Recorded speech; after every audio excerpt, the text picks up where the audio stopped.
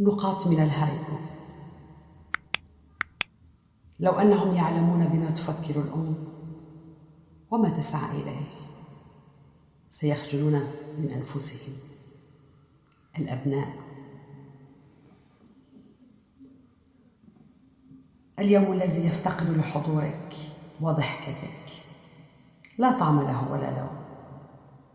الغائب. لم أتوقع لحروفي أن تصطادك يوما وتزرعك عميقا بقلبي. أسير حروفي.